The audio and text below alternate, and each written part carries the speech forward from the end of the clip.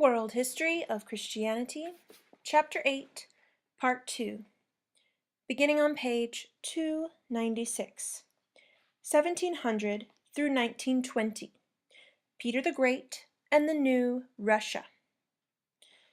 Peter had presumably learned a salutary lesson from the experience of his father, Tsar Alexei Romanov, at the hands of Nikon. As autocrat, he thoroughly subordinated church to state, so that this kind of interlude would not occur again. When Patriarch Adrian died in 1700, Peter allowed the post to remain vacant for 21 years, until, with his Duchovny Reglement church regulations, he abolished it altogether. As part of his policy of westernization, Peter put the leadership of the Russian Orthodox Church in the hands of clergy from Ukraine who were versed in Western traditions and influenced by developments in the Catholic and Protestant churches. He brought in Feofan Prokopovich, a churchman from Kiev who had had some training in Lutheran traditions, to draw up the new Duchovny Reglement.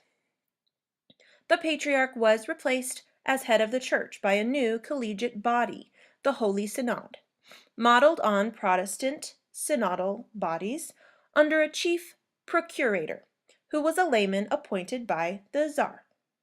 Originally, the function of the procurator was to communicate the Tsar's wishes to the Synod and to make sure the Synod's decisions did not violate the laws of the land. By the end of the 19th century, however, he had become the de facto ruler of the church. Why did the church remain passive while Peter introduced his reforms? The triumph of the possessors had seen to it that Muscovite orthodoxy would pivot on a close relationship with the Tsar. The assumption was, of course, that the Tsar would be a true believer. There was no strategy for coping with a secularist emperor. At the same time, the church, already weakened by the Great Schism, was suffering from continuing inner dissension. From the Ukrainian lands, now newly brought within the empire, came Orthodox bishops and clergy who had grown sophisticated in their exposure to Western ideas and in their dealings with Catholics and Protestants. The clergy of the Russian heartlands met them with suspicion and hostility. The 18th century saw the Russian Orthodox Church compromised both institutionally and spiritually. The Synod was subject to all the vicissitudes of court politics. Bishops, who were always monks, were controlled by the Synod. They were regularly nominated without consideration for the interests of the church and were moved from one diocese to another, promoted and demoted on political rather than spiritual grounds. Meanwhile, the parish clergy, who were married men and in whose family the job of priest tended to become hereditary, remained completely dependent on the decisions of remote bishops, often unknown to them, who nevertheless appointed and dismissed them. Under the new legislation, parishioners no longer had any say in appointing their own pastors.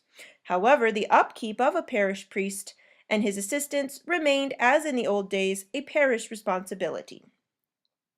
This often led to friction and discontent and sowed the seeds of later widespread anti-clericalism. Catherine the Great, 1762 through 96, a German who became empress through marriage, was baptized a Lutheran, but later espoused the rationalism of Voltaire. She saw her role in Russia as that of enlightened and benevolent autocrat. For her, the Orthodox Church was steeped in superstition, a vehicle for keeping a backward people in ignorance. The procurators she appointed reflected her views. During this period of institutional eclipse, the Church nevertheless continued to nurture men of great spiritual stature, followers of the old monastic hesychast tradition. Saint Tikhon Sadonsky, 1724 through 83, lived as a simple monk at the service of all in need of help and advice and wrote books of devotion. He was venerated as a holy man and canonized in 1861. One of the most beloved saints of the Russians is Saint Seraphim of Sarov, 1759 through 1832, an ascetic who devoted himself to the service of others as a healer and seer. Paisi Velikovsky, 1722 through 94, from his monastery in Moldavia, translated into Russian the Greek classics on asceticism and contemplation, and helped revive Orthodox monastic traditions, which by the 18th century had fallen into decay in many parts of the Eastern world. His disciples brought his revived ascetic tradition to Russia and established monastic communities. The monastery of Optina Pustin, near Tula, was to become famous in the 19th century as a place where westernized intellectuals in search of genuine Christian teaching and practice could meet monks maintaining the authentic patristic traditions of Eastern Orthodoxy. In the 18th century, Russia intensified its contacts with the representative bodies of Orthodox populations in other parts of Europe, and eventually assumed the role of self-styled protector of Orthodoxy wherever it was threatened. The Russian Church was, of course, not only much larger numerically than all other Orthodox churches put together, but also the recognized spiritual arm of a secular power, at a time when all other Orthodox either lived under non-Orthodox administrations or were divided amongst small states. The Slav Orthodox clergy in the Ottoman Empire increasingly saw the Russian Church as a natural ally against the Phanariot Greek clergy imposed on them by the Ottoman authorities. Peter the Great first made contact with the Montenegrins. In 1727, the Russian Church sent a mission which spent 10 years forging strong links with the Serbian Orthodoxy clergy and their flocks. As Russia began to play an increasingly important role in European affairs, the Balkan Slavs became accustomed to turning to Russia for diplomatic and military support, which was usually forthcoming. By the time of the war between Russia and Turkey in the 18th century, it was not only the Slavs who were looking for help to Russia, but the Greeks themselves. The Russians made direct attempts to incite the Greeks to rise against the Ottomans during the Russo-Turkish War of 1768 through 74. It was in the treaty concluding this war, the Russians were later to claim that the Ottomans had conceded them a general right of protection over all the Orthodox Christians of the empire. The reign of Catherine the Great saw further extension of the western boundary of the Russian Empire. The three partitions of Poland, 1772, 1793, and 1795, brought with them large populations of Orthodox Ukrainians and Belarusians, as well as territories inhabited by Roman Catholic Poles and Jews. The political, social, and religious structure of the empire grew more complex.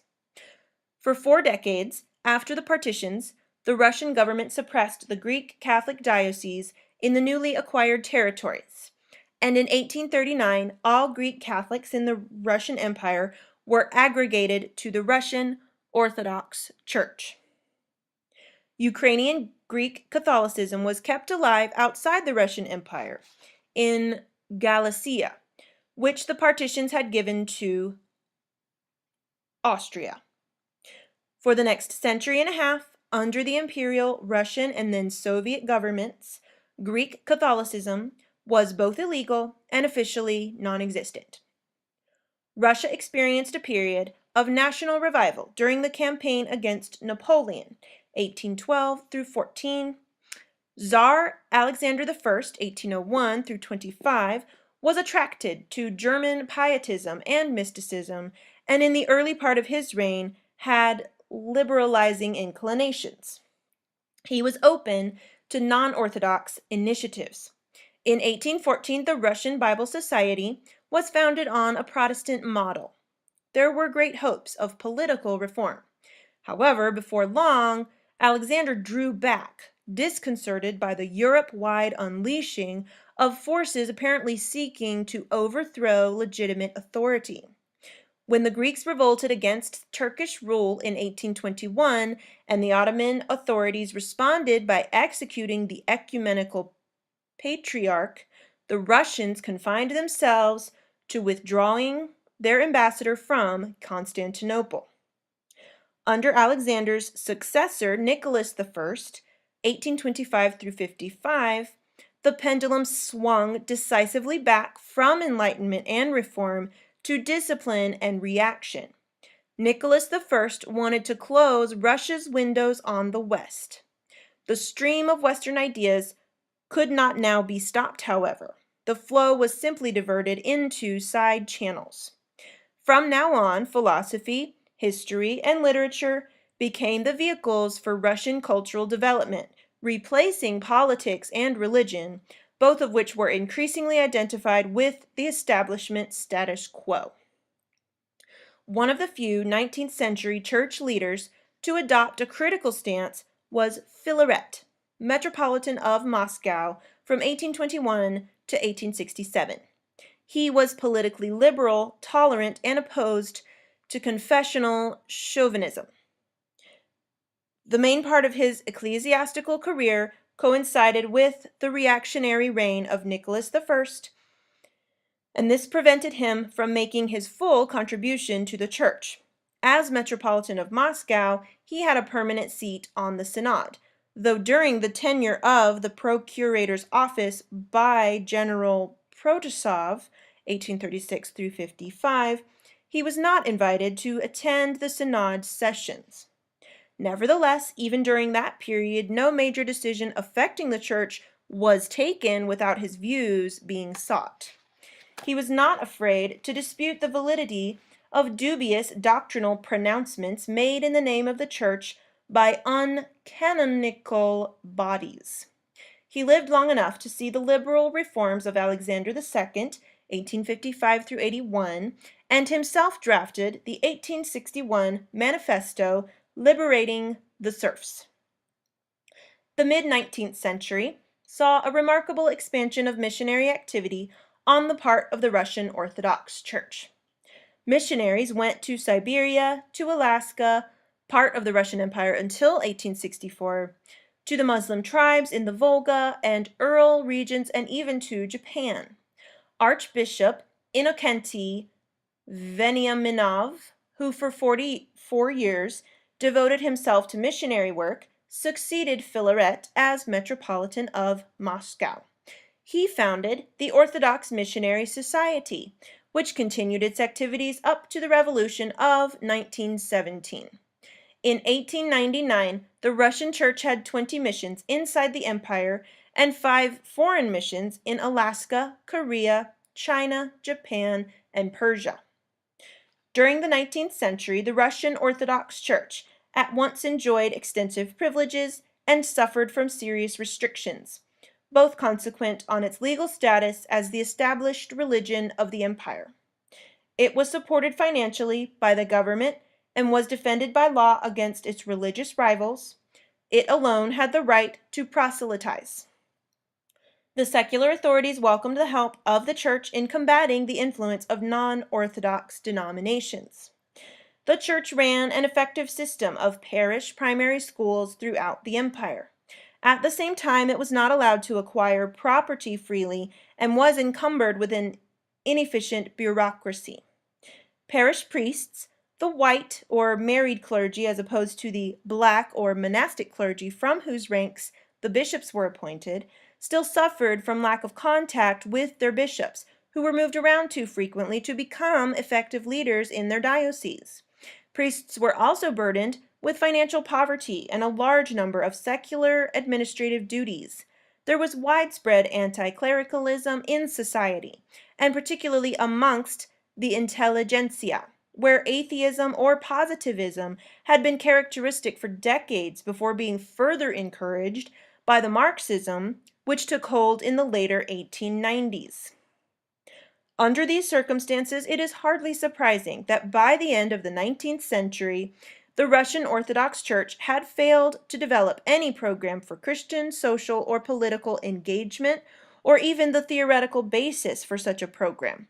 We may contrast the situation in the Roman Catholic Church. The papal encyclical Rerum Novarum of 1891, providing the basis for further statements during the following century. Throughout the 19th century, however, a certain proportion of the Russian intelligentsia had remained committed to the development of social and political ideas derived from what they believed to be the true doctrines of Russian Orthodoxy. Central was the concept of sobernost, which they understood to define community as individual diversity in free unity, and to represent a Russian Orthodox alternative to inappropriate social models derived from Western Enlightenment individualism. These Slavophiles, as opposed to the Westerners, included the Kireevsky brothers, Ivan, 1806 through 56, and Peter, 1808 through 56, the Aksakov brothers, Konstantin, 1816 through 60, and Ivan, 1823 through 86, and Alexei Komyakov, 1804 through 60. When hopes for the introduction of liberal Western-inspired reforms in Russia began to fade after 1825, the imperial government adopted a program which bore some external resemblance to the Slavophile program, but was designed to consolidate the autocracy. It was summarized in 1832 by Count Uvarov as orthodoxy, autocracy, and nationality, and guided the policies of the last two Russian czars and of Konstantin Pobedonostov, procurator of the Holy Synod from 1880 to 1905, and a dedicated conservative. The Caucasus between Russians and Ottomans. In the 11th and 12th centuries, Georgia produced a distinct Christian culture and civilization, noted for its literature and architecture, churches, and monasteries. The official date for the Christianization of Georgia is 330, and the Georgian Orthodox Church gained autocephaly in 1057, over 500 years before the Russian Orthodox Church. From the early 12th century, Armenians fleeing north from their occupied territories settled in Georgian towns, and for centuries Armenian merchants and Georgian nobles lived symbiotically. The medieval Georgian kingdom reached its apogee under Queen Tamar, 1184 through 1212. After the Mongol invasion in 1236, however, Georgia fragmented once again into independent principalities. It was not until the 18th century that growing commercial, political, and intellectual ties with Russia led to a period of national revival, accompanied by intensified publication and educational activity, which was predominantly religious in nature. From 1780, Catherine the Great decided to risk antagonizing the Turks and began taking control of the various warring Georgian kingdoms. The Georgian social structure remained intact: the king, the nobles with their landholdings and peasantry, the merchants with their prerogatives in the towns, the church with its monopoly on education. The church retained its autocephaly, and its head gained a seat on the Holy Synod of the Russian Orthodox Church. In both Georgia and Armenia, general education was in the hands of the clergy. In Georgia, the village priest would often be the only local educated person, and frequently the teacher of the young nobles. Church services were a central part of village life, and the church was where people gathered socially. Russian response to revolts in Georgia in the early 19th century included removing the autocephaly of the Georgian Church in 1811, appointing a Russian archbishop as exarch and putting plans in place to replace Georgian with Slavonic rights. These moves stoked further resentment. In the half-century before the Crimean War, Georgian society underwent fundamental changes. The rebellious, semi-independent dynasts were transformed into a service gentry loyal to their new monarch, the Russian Tsar. In the process, they were introduced to Western education, and this eventually brought with it revolutionary ideas. In the later 19th century, after the death of Tsar Alexander II, growing Russian chauvinism clashed with the developing Georgian national consciousness. In 1886, a student at Tiflis Seminary fatally stabbed the Russian rector. The seminary had long been a center of student political activity. Russian reprisals for the murder led to protests of a political nature. Thus, the church and its educational institutions were the crucible for nationalist revolutionary protest. South of Georgia, the historical Armenian homeland had long been under Ottoman control. The Armenians, within the Russian Empire, however, became the dominant commercial class in the region in the decades after the Crimean War, and following old traditions gave money to the church for educational purposes. In 1836, the Russians had given the Armenian church a large measure of internal autonomy as well as responsibility for education, and this was to work to the benefit of the whole Armenian people. In Constantinople, Patriarch Crimean Harik, 1869 through 76, although a political appointment by the Ottoman authorities, did a great deal to awaken the consciousness of Armenians living in various communities throughout the Ottoman Empire, criticizing the Ottoman government and calling openly for a war of liberation in Western Armenia. From the later 19th century, Armenian businessmen in Russia also showed an increasing concern for their brethren in the Armenian homeland and elsewhere in the Ottoman Empire. This kind of concern soon translated itself into calls for Armenian emancipation within the Russian Empire too, catalyzed by developments in education. When the Russian authorities entrusted Armenian education to the church, they believed they were putting it into the ineffectual hands of ignorant clerics. However, the Armenian church again demonstrated its role as a point of focus for the entire nation. Teachers in the parish schools included men of a modern outlook who, while paying great attention to Armenian history and culture, had been educated in Russia or Europe and taught their disciplines in a critical and scientific manner. The church schools thus became centers of opposition to great Russian assimilation. After the death of Tsar Alexander II, reaction set in and heavy-handed attempts to Russify and then close down Armenian schools led to widespread resentment. Crisis came in 1903 when the Russian government attempted to take over the property of the Armenian Church, provoking a campaign by the Armenian Revolutionary Federation, Dashnak Tsuyon, whose cause now began to receive support from the clergy and the bourgeoisie. The Russian government thus gradually destroyed the goodwill of the Armenians by clumsily interfering with their religious and national identity.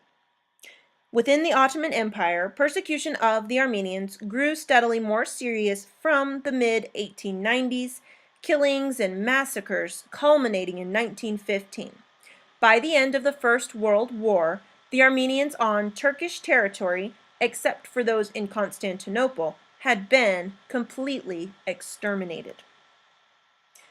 Balkan Christians in a declining Ottoman Empire. The first Balkan people to gain their independence from the Ottomans were the Greeks.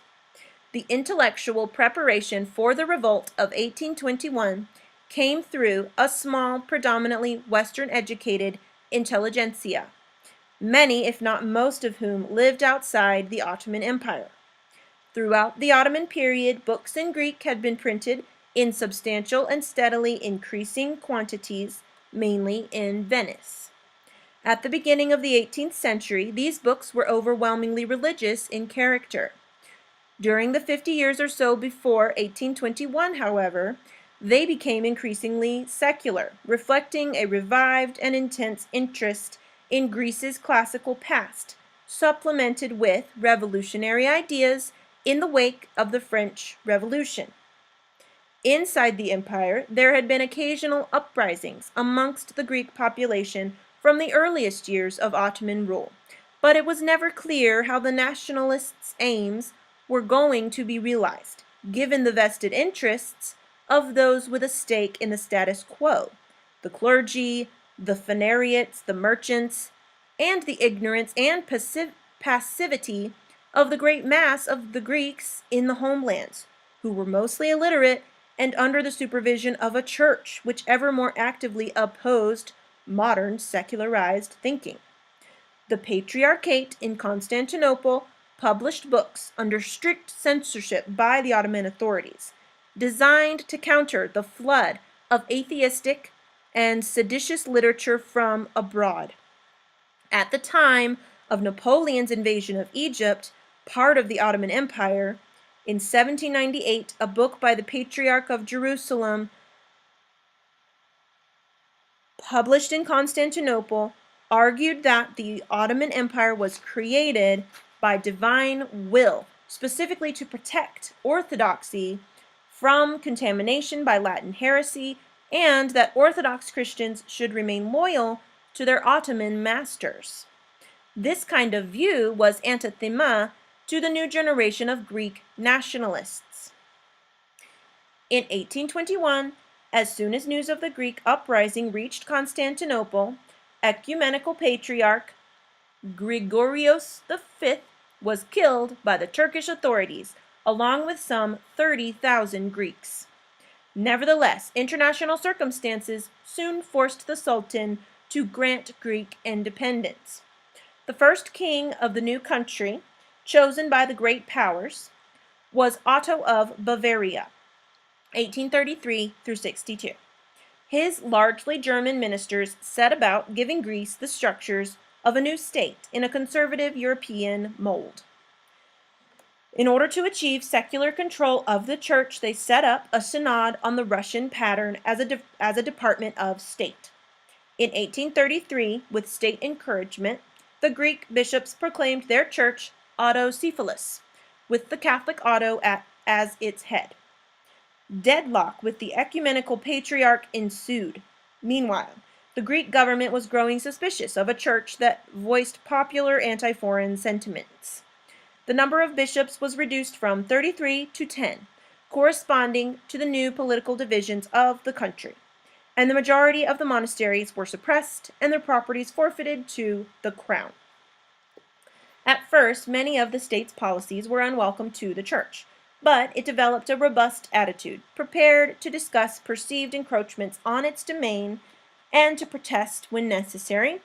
Mutually acceptable compromise was usually reached.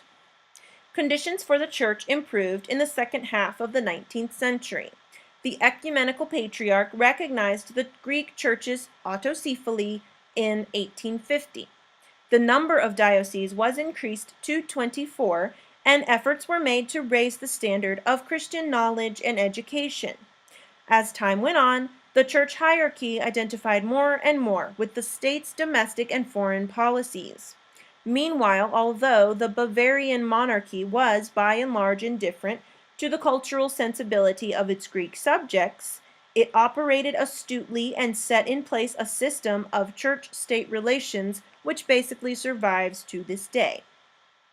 There was one particular area where church and state were in sympathy from the outset: the great idea of bringing all the unredeemed Greeks of the Ottoman Empire within a single Greek state.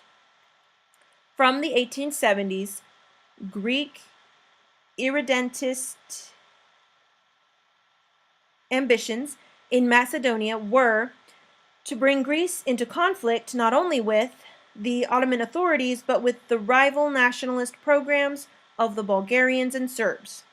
In the course of the 19th century, the Greek government also made strenuous efforts to re-Hellenize the Turkish-speaking Greeks of Anatolia. During the Ottoman period, there had been widespread conversion to Islam, particularly in Albania, Bosnia, and Bulgaria, and also in Crete, where there was a large population of Greek-speaking Muslims until this century. Amongst the substantial Greek populations on the western and northern seacoasts of Asia Minor and in Central Asia Minor itself, a marked decline in Christian observance must in part be put down to conversion. Whereas in 1204 there had been 48 metropolitanates and 421 bishoprics, by the 15th century the numbers were 18, including 1 archbishopric and 3 respectively. Others in these areas remained Christians but became Turkish speakers. It was these so-called Karamanli Christians, in particular, mainly concentrated in the interior of Asia Minor, whom the Greek government now wanted to bring back into the fold. The Hellenization of the Balkan Orthodox churches within the Ottoman Empire did not cease with Greek independence. The Greek Patriarch was, after all, still located in Constantinople, and he was still responsible for all Orthodox in the eyes of the Ottoman authorities. The tradition in Bulgaria was to appoint not only Greek-speaking bishops, but even Greek-speaking priests to purely Bulgarian parishes. To have to say confession through an interpreter could excite forceful emotions. If in the 1820s protests in Bulgarian communities focused on the venality of the episcopacy, some complaining that they paid more in church dues than in taxes to the state, by the 1840s a growing demand was that they be given bishops who could at least understand their language. Such priorities reflected the steady development of Bulgarian culture throughout the 19th century. Most of the early enlighteners in Bulgaria were faithful to the Greek Patriarchate and tended to regard, for example, education in Bulgarian as an addition to rather than an alternative to Greek schooling. By the middle of the century, however, schools had been founded which taught the Bulgarian language and propagated the idea of liberation. As the Bulgarians grew more conscious of their cultural identity, they clashed first not with the Ottoman state, but with the Greek Church. The Patriarchate in Constantinople had grown accustomed to ignoring complaints from the Bulgarian communities. The latter now started demanding the right to appoint their own clergy and to run their church themselves. In 1848, the Ottoman authorities agreed to allow the Bulgarians to open a church in the Fanar district of Constantinople. This was a success which other religious communities in the Ottoman Empire were keen to regard as a precedent for themselves. In 1860, a leading bishop declared the Bulgarian Church independent, and during the following decade, many dioceses in Bulgaria, Macedonia, and Thrace declared for it. The Patriarchate put up fierce resistance, and the Ottoman authorities were content to sit back and watch the quarrel, until growing violence and unrest in Bulgaria and international pressure prompted them to respond. In 1870, the Sultan recognized the Bulgarian Church as a separate religious community headed by an exarch. The Patriarch's response was to excommunicate the new church in 1872 for the heresy of Philotism, or maintaining that ecclesiastical jurisdiction is determined ethnically rather than territorially. One element in the Ottoman recognition of the Bulgarian Church was certainly furtherance of the policy of divide and rule. Russia, whose attitude to Greek ecclesiastical hegemony in the Balkans had cooled Since Greek political independence acquiesced in the move, in its turn, Greece, which had always believed that the Russians were champions of orthodoxy, now began to suspect that the Russians' primary ambitions in the Balkans were pan-Slavist and political. The other Orthodox churches in the Ottoman Balkans expressed support for the newly independent church. They had all had to wait for their states to gain political freedom from the Turks before they had been able to put an end to Phanariot control in ecclesiastical administration. Bulgaria was the only country in which the order of events was reversed. The Exarchate became the focus for the continuing Bulgarian national revival. Some argue that it was the ecclesiastical victory which encouraged the Bulgarians to claim political freedom. Such was the extent to which the church was identified with the nation, that it was the territories which the Bulgarian Exarchate compromised, which became the ideal of Bulgarian nationalists for a greater Bulgaria. Bulgaria achieved independence in 1878, and its constitution of the following year was one of the most democratic in Europe. The church was granted state subsidies, on which it has in fact remained dependent throughout modern Bulgarian history, and Orthodoxy was declared the official religion of the state. This led to continuing differences of interpretation, secular leaders taking it to mean state sovereignty over the church leaders the reverse, frequently to the point of overt political involvement by members of the hierarchy. In fact, the whole period between independence and the communist takeover was marked by embittered confrontations, with church leaders defending church autonomy as well as involving themselves in national politics. The politicization of the church hierarchy was seen by some as a factor causing a decline in religious faith and observance among the population. Amongst the Serbs, the first revolt against Turkish rule took place in 1804. When this was crushed in 1813, many more Serbs fled to Vojvodina. The second revolt in 1815 under Milos Obrenović led by 1830 to international recognition of Serbia as a virtually independent state. Turkish garrisons remained in strategic positions, and the Serbs still paid tribute to the Sultan. But they had won the right to organize their own administration and were able to build churches and open schools. Serbia won total independence from Turkey in 1882, and the Serbian church gained its autocephaly. As in other Balkan countries, there was friction between the church and the new political leadership, who had mostly been educated in France and Germany, and who had a secularizing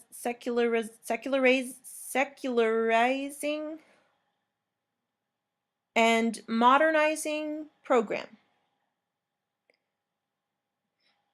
By 1881, the Serbian church had effectively been turned into a department of state. The Serbian Constitution of 1903 recognized Orthodoxy as the state religion. As in other Orthodox countries emerging into independence, the church found itself at once honored and restrained. Under the Ottomans, the Romanian principalities had at first enjoyed a quasi-autonomous state under the rule of native princes. But in the early 18th century, the Ottoman authorities replaced them with Phanariot Greeks. These posts were the most prestigious and lucrative held by the Phanariots in the Ottoman Empire. At this time of Greek political control, the principalities were a significant channel for influences from the West to the Greeks in Constantinople and the Inner Empire, and a valuable school of politics. The Greek uprising of 1821 was to be inaugurated by Alexander Ypsilantis in the principalities. Ironically, this event led to the abrupt termination of Phanariot rule by the Ottoman authorities. Continuing conflict between Russia and Turkey in the 19th century brought Turkish recognition of the autonomy of Moldavia and Wallachia. The two principalities elected the same ruler in 1859. Romania achieved full independence from the Turks in 1877 and recognition as a national state, including Transylvania, by the European powers in 1918. Developments in the church mirrored these changes. In 1864, the Romanian Orthodox Church declared its independence from Constantinople, and partly in order to diminish Greek influence over the church, the Romanian authorities confiscated the lands of Greek monasteries endowed by the Phanariots. The ecumenical patriarch granted the church autocephaly in 1885. Self-government for the church meant the disappearance of several forms of restraint and increasing orientation towards the West. Greek control and accompanying Hellenization came to an end. Russian messianism became a less real threat. The church continued to express concern for the Romanian Orthodox in Hungarian-governed Transylvania, where Metropolitan Andrew Saguna, 1846 through 73, was soon exercising statesmanlike leadership. The church and the Romanian political leadership worked together towards the reunited Romania of 1918. In independent Romania, church-state relations developed in a similar way to those in other Balkan states. The 1866 Romanian Constitution recognized the Orthodox Church as the dominant religion of the Romanian state. Secular governments tended to interpret this as implying loyal subservience, and to treat the church as a department of state. Bishops were appointed to suit political requirements, and the parish clergy, recruited from the peasantry, were looked down on by the westernized upper classes. During the half-century after 1877, the church was concerned with establishing in concrete form its leading role within the nation, consolidating its own ecclesiastical structure, and working on improved educational standards for clergy, spiritual renewal in the monasteries, social action, and intensified publishing activity. In 1890, a theological faculty opened at the University of Bucharest. For its part, the government was concerned both to promote orthodoxy's dominant position in society, but also to bring the church under regular supervision. Despite its officially favored position, the church was nevertheless suspicious at various periods that the government was favoring the rights of Roman Catholics and Uniates, and a continuing and at times heated debate about the value of the Catholic contribution to Romanian history. It is illustrative of the complex heritage of a region situated on the fault line between the Eastern and Western spiritual traditions. The Russian religious renaissance of the late 19th century. In the Russian Empire and later in the Soviet Union, political and social debate always tended to be initiated in literature. Writers were regarded as prophets, and as such taken much more seriously than in Western countries. From the middle of the 19th century, the great Russian novelists began to transcend the realism which had become the prevailing literary style, and to deal with deeper spiritual issues. The creative intelligentsia in general was increasingly beset with seeking spiritual solutions to secular problems. The monastery of Optina Pustian became a popular place of pilgrimage, which the writers Gogol, Dostoevsky, and Tolstoy visited, as did the philosophers Solovyev and Razumov. Ivan Kiryevsky and Konstantin Leontiev made it their permanent home. What they found there were holy men, startsi or elders, saintly figures who embodied and continued the hesychast tradition and who stood outside the all too compromised hierarchy of the church. A powerful portrayal of a starets is that of Zosima in Dostoevsky's novel The Brothers Karamazov.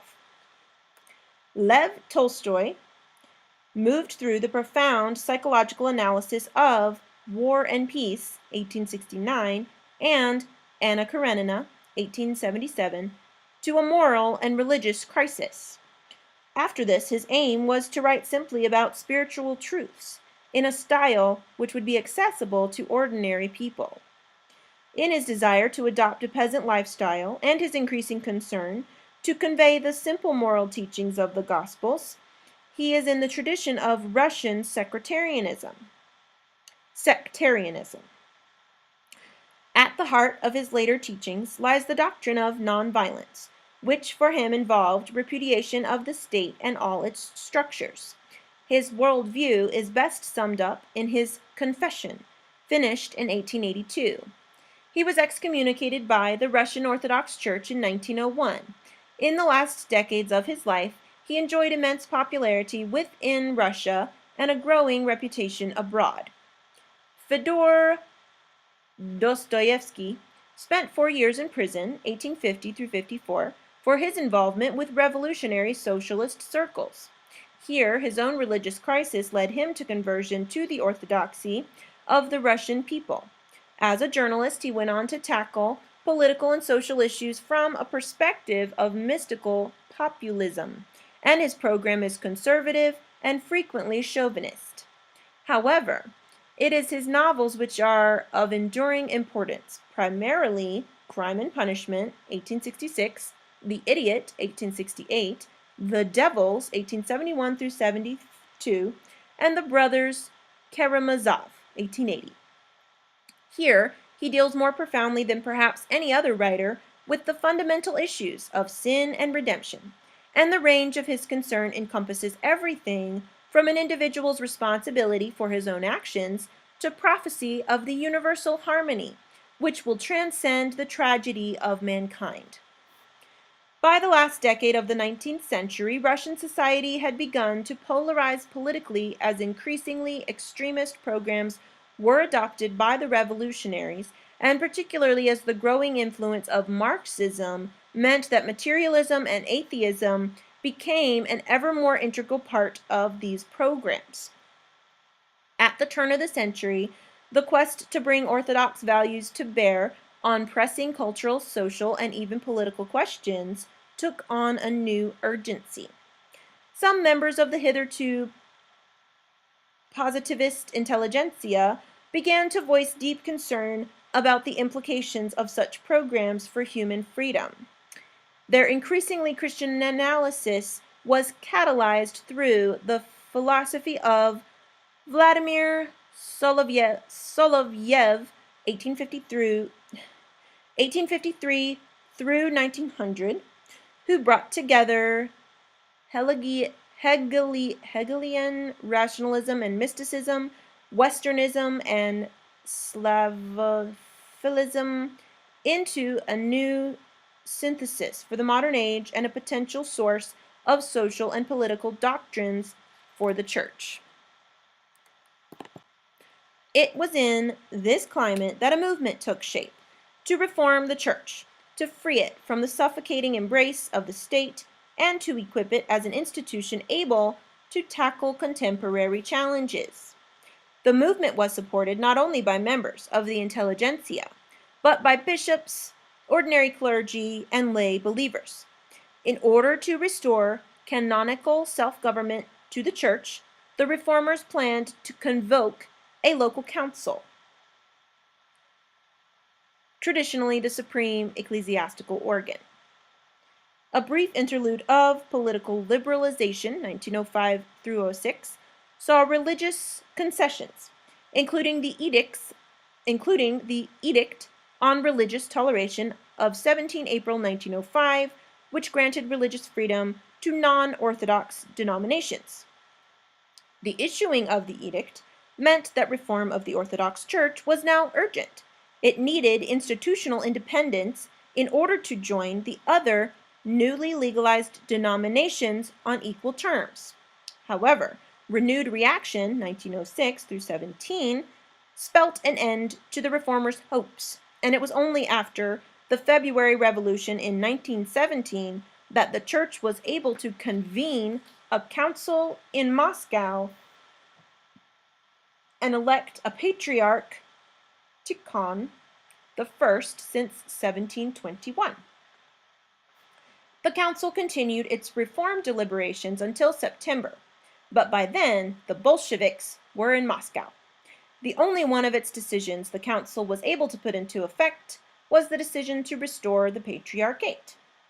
The most important contribution of the Christianized intelligentsia to the intensifying political debate was the collection of essays Vicky Signposts of 1909. The central message was an urgent call to the Russian intelligentsia to repent. A spiritual reorientation was needed if Russia were not to head for self-destruction wrought by maximalist egoism. The unfamiliar message obviously touched a nerve. Vecchi aroused intense controversy. The proposed solutions were ineffective, however. Some of the same authors came together in the collection Is Glubny from the Depths, published in 1918, where the lament is that it is now too late. Most of the leading figures in the Russian religious renaissance of the 20th century were sent into exile when the Bolsheviks came to power. Men like Sergei Bulgakov, 1871 through 1944, Semen Frank, 1877 through 1950, Nikolai Losky, in 1903 through 58, and Nikolai Berdyaev, 1874 through 1948, were centrally involved in the development of Russian Orthodox philosophy and theology in the West during the Soviet period, and Berdyaev, in particular, was to have significant influence on existentialist philosophers as well as Christian theologians in non-Orthodox traditions. Both Tolstoy and Dostoevsky have, of course, had a profound influence on world literature. Despite his pacifism, Tolstoy was held up for adulation in the Soviet Union as a champion of the common man and a critic of the Orthodox Church. Dostoevsky, by contrast, was never assimilated into the Soviet canon, and many of his works, dismissed as reactionary, were not generally available, especially The Devils, which is a spiritual investigation of the revolutionary mentality. But neither Tolstoy nor Dostoevsky has ever been recognized by the Russian Orthodox Church as any kind of exponent of Orthodox belief. In the 1960s and 1970s, in the Soviet Union, there was to be a revival of spiritual teaching. Unofficial groups came together in an urgent need to find personal integrity in the Christian faith and to work out how to apply Christian truths to pressing social and political problems.